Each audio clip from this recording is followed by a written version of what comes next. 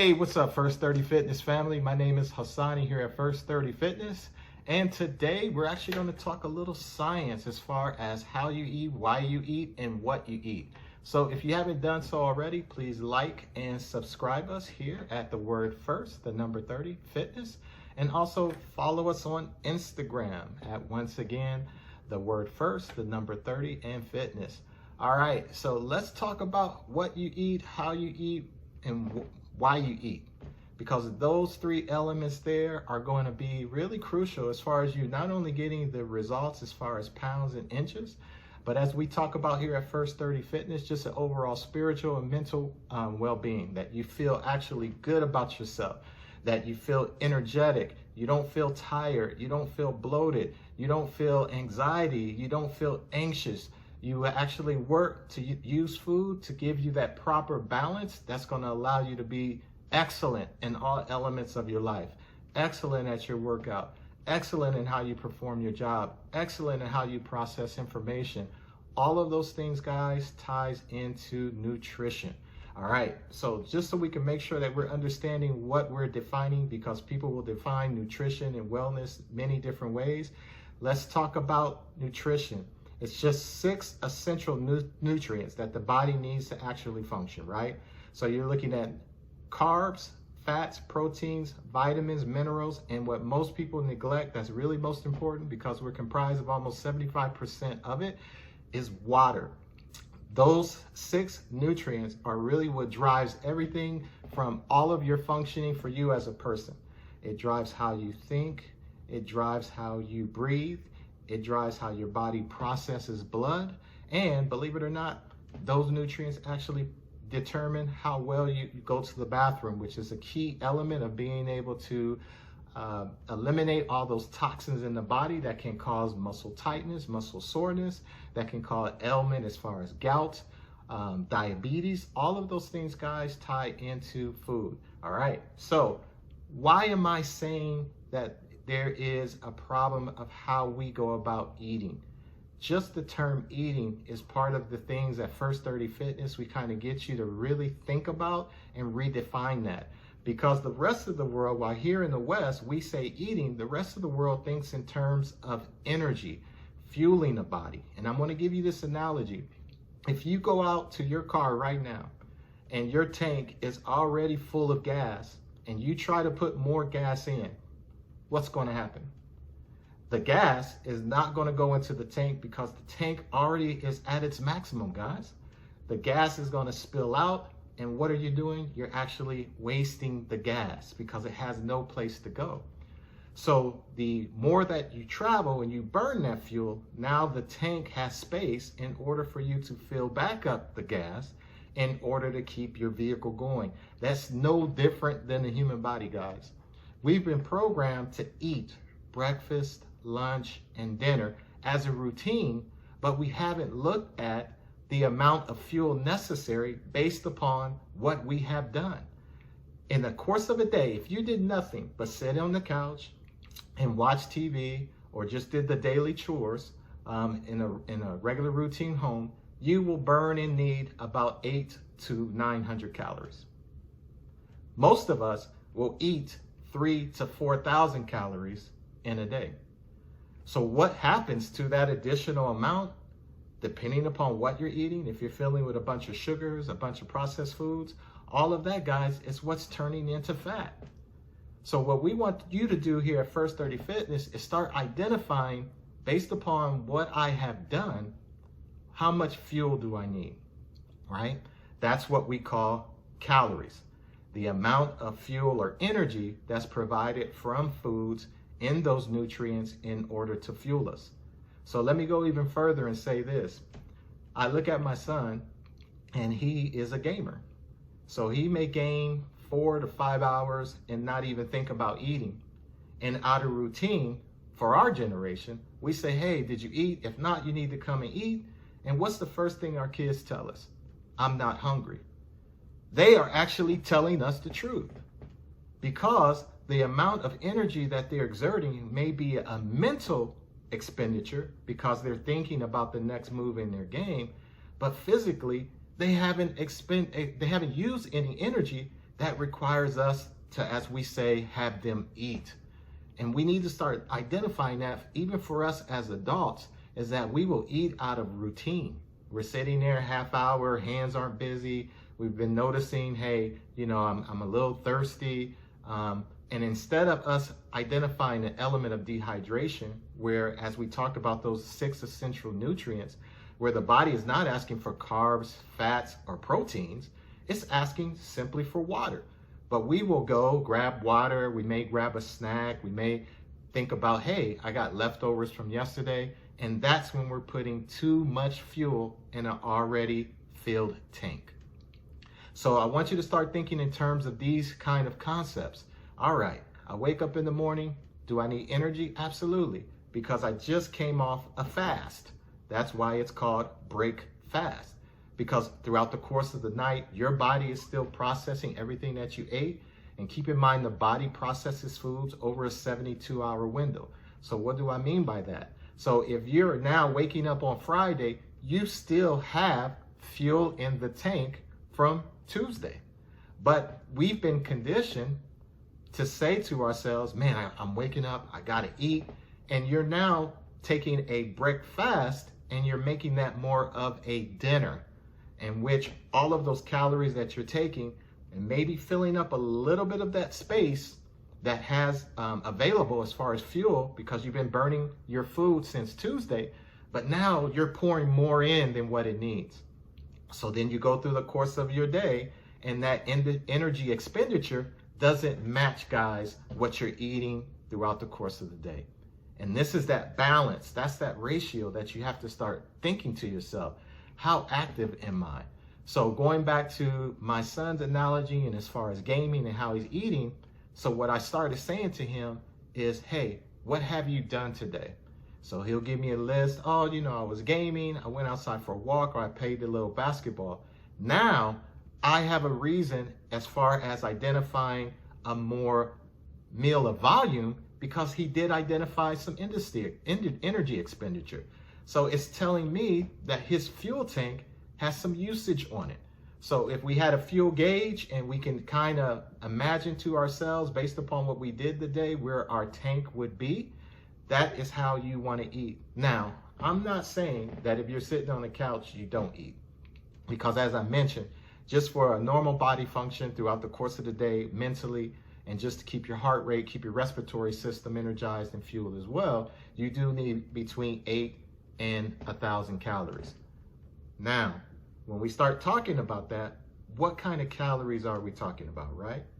Because when we talk about nutrition, it's the science and the food relationship to how the human body uses food to think, breathe, eat, and as I said, use the restroom. But there's a key word there that I want you to understand. It said relationship. It doesn't say a dictatorship. It doesn't say a template. So when we emphasize relationship, it means it's going to be different for everyone. There's going to be similarities, but the exactness is going to be tinkered with constantly. At one time, I was a pesco-vegetarian. So I ate only fish, and that was suffice it for me. But then at the same time, I started realizing that I didn't need the fish, because when I ate the fish, I started feeling the bloatness. I started feeling tired. I started feeling that I had eaten too much. So now I'm a full vegetarian. No meat, no fish or anything like that. And I feel great. Does that mean that 10 years from now, I'll still feel like this? Maybe not. But you have to think in terms of what can I do to feel better, and understand that this may change every 10 years, every 5 years, every 3 years. I can tell you right now, I used to be heavily into spices. When I hit 40, guess what, guys? That changed. Spices didn't agree with me. At 50, I used to be able to still eat sugars and sweets and go out and work out and process them, no problem, in moderation. But then at 50, not even moderation helped. I would eat a bag of cookies, and the next day I couldn't see abs. There was no definition. There was no striation. There was no cuts, just from eating one day of sugar. So when people say cheat meals, Am I saying that no, never eat sugar? I'm not saying that. What I'm saying to you is to understand when you make those choices, there is a cause and effect. So if you're thinking that, hey, this cheat meal, I'm cool, and the next day I should still look like I did before the cheat meal, you're kidding yourself. You're not understanding the science. So you can have a cheat meal, but just know for the next 72-hour window, as your body's processing that food, guess what, guys? It's fluffy marshmallow. And that's okay, because the cheat meal makes you feel good about yourself. There's nothing worse than when you feel you go through a whole process of dieting in the sense of not fad diets, but dieting in the sense when I'm saying writing down journals as far as what you're eating, really paying attention to what goes into your mouth, counting the energy that you're putting into your body, looking at the macronutrients between your fat, carbohydrates, and proteins, and still you don't see the scale move. That's frustrating, guys. And a cheat meal can say to yourself, spiritually and mentally, you know what? I'm going to eat this. All those things I've been holding back from myself, I'm going to feel good. And then I'm going to get back at it and I'm going to restart. I'm going to tinker. So at First 30 Fitness, we're not about, hey, you have go out with your friends, you have a few drinks, and the next day when you come into our facility, we're chastising you as if you had just committed a felony. Guys, that's not how it works. There are going to be times where mentally you're so drained from adhering to strict principles of eating that cheat meal is going to rescue you. And then that next day, you're probably more energized than what you were before you had the cheat meal. That's science, guys. That's okay. But what doesn't help you is when that cheat meal starts to become another habit of eating. That when you say to yourself, oh, you know what? My job didn't go very well today. I'm going to have a cheat meal. Or, hey, you know, my son or my husband or my wife made me upset. I'm going to go have a cheat meal. That's emotional eating. That's a totally different thing. But it ties in to how we've been trained to eat. Because if we were in that same situation, we would say to ourselves, hey, you know what? Work didn't go well today. I feel this energy. I feel this anxiety. I feel this anger. Let me go expend that energy by exercise, by walking, jumping rope, tennis, basketball. Now, when you go to eat and you keep that principle in your mind that you're refueling, do you think that you're going to reach for a donut? No. Because you were able to work yourself out of a bad mental state, put yourself in a state of physical exertion, and then just refuel. Not eat emotionally, but refuel from the activity. I know people say, oh, you know, I tried that and it didn't work. Oh, it's something in which people say and it doesn't happen. I'm going to tell you what happens. It takes 21 days to form a habit, okay? And what I mean by a habit means it takes you 21 days of doing something new before subconsciously it registers. And at that point, it doesn't feel like a burden doing it, meaning that it's incorporated into your routine. And at that particular point, it's easier to do. Science will tell you that most people get to 12 or 13 days because they measure it and say, oh, I've been doing this for 2 weeks and I should see the results already. Guys, it doesn't work like that. We are hunter and gatherers by nature. From the dawn of time, we went through feast and famine, and the body is capable of saying to itself, you know what? I don't think that we're going to get any food today. So I'm going to hoard those calories that I ate from a few days ago until we find food. That's genetically built into all of us. So if you're not understanding that, then you are falling short of that 21-day habit, and that's where you're falling short of your goals. Now, let's take it a step further. It takes 90 days in order to incorporate anything into a lifestyle. 90 days to incorporate anything into a lifestyle. That's 3 months, guys. That's 12 weeks. How many of us say, you know what? I'm going to cut out alcohol. I'm going to cut out smoking. I'm going to now get up and I'm going to walk 2 miles a day. I'm going to walk 10 miles a week, however you divide it up. And you never get out of the first month. That is because it's not a lifestyle yet. It will take you 90 days in order to make something part of your lifestyle. And what do I mean by your lifestyle? Meaning that it'll take 90 days to be able to adjust to all the things that may come up in your life. You may have a change in schedule at work. You may have different hours at work that you're working. Your kids may now have new activities that cause you to have different levels of expenditures at different times. Your eating routine can change. You may go to your food shopping at different times, different days of the week. All of those things affect your lifestyle. And this is what is not being talked about. And this is what First 30 Fitness has done. We've interviewed over 1,000 people in our questionnaires about these things. So what I'm telling you is not something that I read in an article and came to you and said, you know what, this makes sense to me. This is science. This is interviewing. This is listening to people, helping them overcome these obstacles that they have. So why is it First 30 Fitness? As I told you in the very first video, in 30 seconds, guys, I can tell you what's in your way. And in 30 minutes, I can correct it. And in 30 days, I can have you correcting yourself. And if you times 30 by another 30 in 900 hours, you will be able to get your goals. It's that simple. If you identify the math, you identify the commitment, and you talk about the psychological components that's standing in your way, these are the things that's going to help you. First 30 Fitness is successful because of that. There's no chastising when you come to First 30 Fitness. There's no penalty for failure. There's no idea that you can't do it. It may take you a little bit more time because discipline is something that you grow up with. And I'm not talking about discipline in the sense that a punitive kind of thing that, okay, hey, I'm afraid to do this because of what happened to me as a kid. I got penalized or I got a whooping or those kind of things. No, that's not what I'm talking about. Discipline is the idea that you sacrifice the now for the long term. That's discipline when it comes to what we're talking about today. And if you believe that the long-term goal is more important than the now, you have discipline. You may need help, and that's where we come in. You might need help in order to make that a lifestyle, to make that a habit, but you definitely can do it.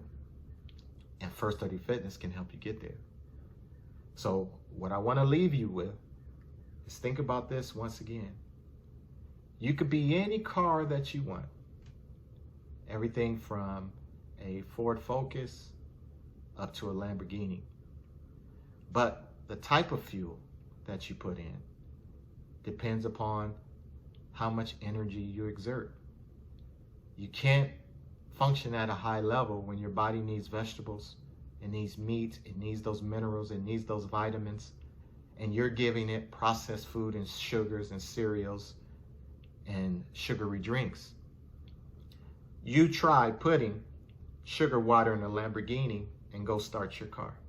Put it in the gas tank. If you got a Lamborghini, you can afford to fix it. So take your Lamborghini and I want you to go out and put some sugar water in your gas tank. Or even beyond that, put some low-grade fuel in a high-performance vehicle and see how long you can go before your body or the engine knows that there's an issue.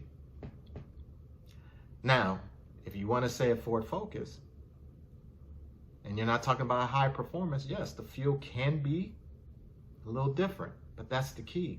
Do you want to perform at a high level, or do you want to function at a functional level? Do you want to exist on a functional level? Either way is great, but just know the expectation that you're setting, a Lamborghini versus a Ford Focus, when we start talking about performance.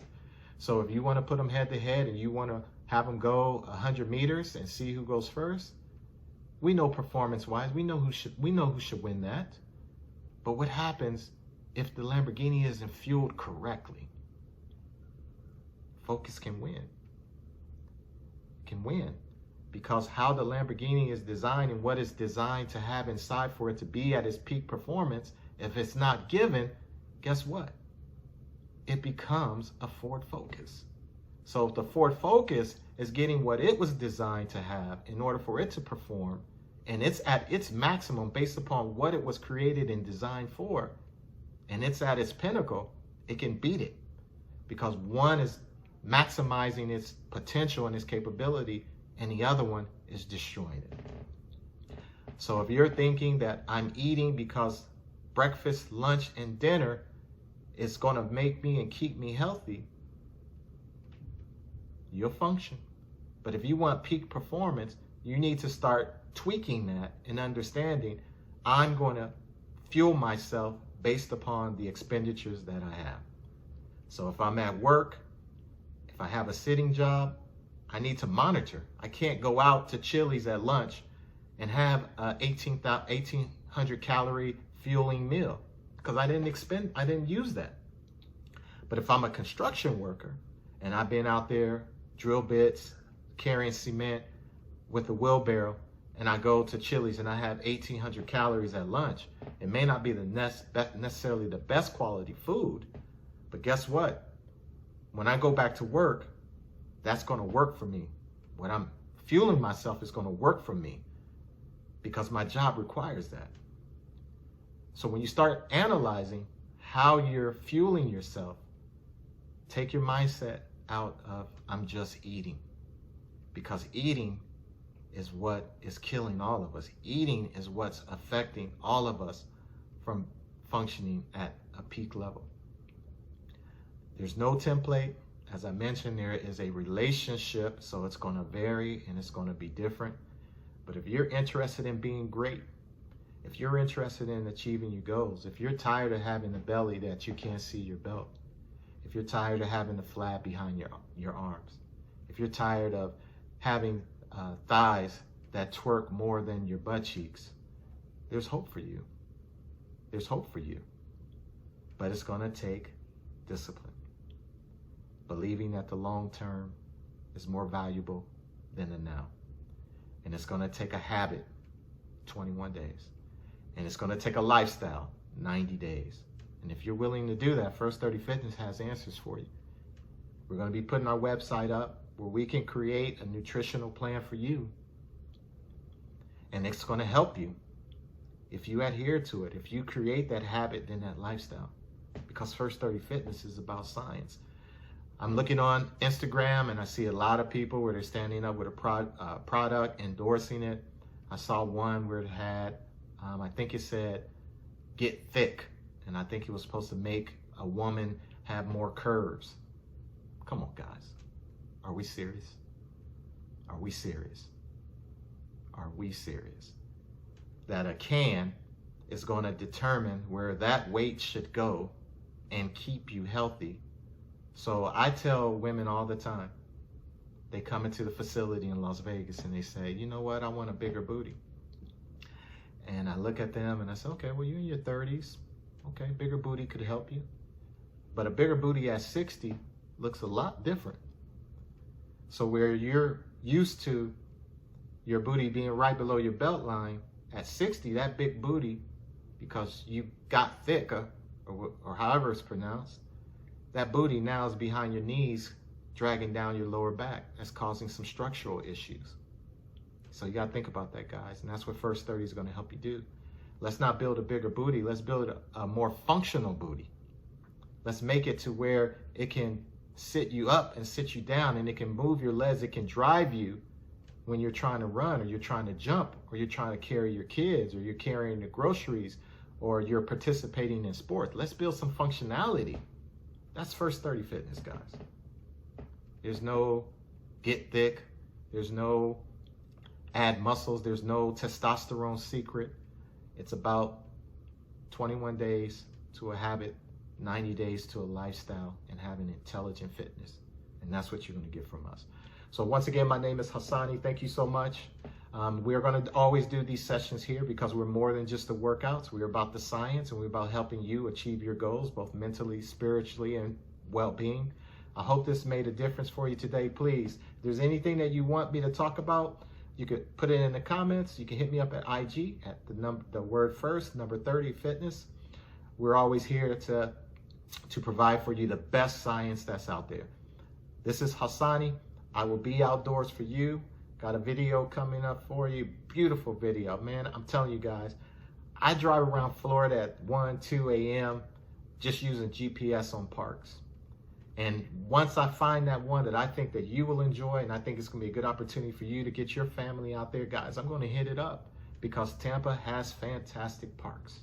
And I want to make sure that you guys enjoy them. I know your schedule may not give you the opportunity to go out and see these things. No problem. First 30 Fitness will find them for you. But please make sure that if you do go and you do see these parks that we identify, give us a shout out. Let me know what you thought about it. Tell me if you liked it or not. Right now we have Wesley Chapel District Park that we posted up for you. If you haven't seen that, please go and check it out. And now the next one was Robert K. Reese Park in Newport Richey. Man, that was pretty nice. I'm out of here. First 30 Fitness. My name is Hassani. I'm always outdoors for you. Have a great day.